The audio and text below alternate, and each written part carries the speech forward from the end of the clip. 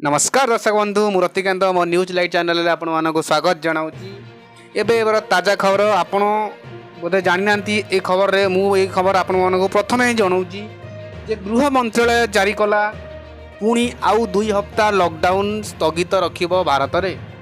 देश रे बड़ खबर पुणी बढ़िला लॉकडाउन 17 मई पर्यंत पुणी 2 हप्ता बढ़िला लॉकडाउन 17 मई पर्यंत रेल उड़ाजाहाज मेट्रो सबू बंद रहिबो। स्कूल कॉलेज शिक्षानुष्ठान 17 मई पर्यंत बंद रहिबो।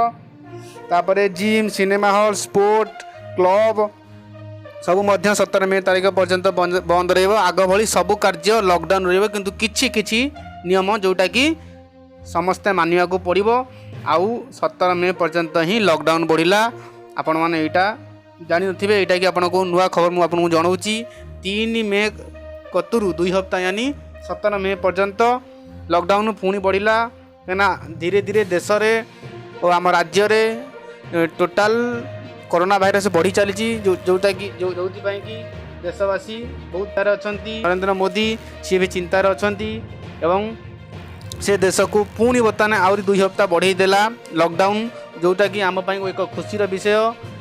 तेणुक आमे माने कौनसी व्यस्त विबल हेबा नहीं। जी जोटी अच्छी से रुहतु भलरे रुहतु वर्तमान पोजिशन रे समस्ते सुस्थ रुहतु सुरक्षित रुहतु। आउ कई भी बाहर को बाहरतु नहीं।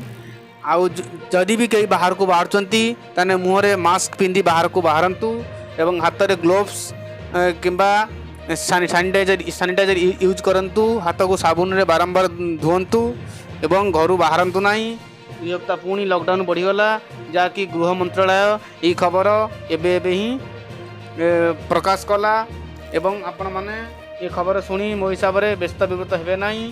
धैर्यर सह अपेक्षा करेंगे एवं समस्त को सहानुभूति और साहाय्य करने को मोर आपण पाखरे निहाती अनुरोध। यही खबरटी जदि आपन को भल लगी ताने मो वीडियो को लाइक और सब्सक्राइब करने को जमारू भूलिबेनी। पाखर थिबा बेल घंटी को मध्य दबाई देबे जा फल कि मु जो वीडियो प्रथम मु जो वीडियो भी पोस्ट करी ताहा आपनक पाखरे आगे पहुँचबो एवं आपण न्यूज रो सब न्यूज आगे ही जानी पारिबे। तेणुकरी रहिली। जय जगन्नाथ, जय ओडिशा, जय भारत माता, जय।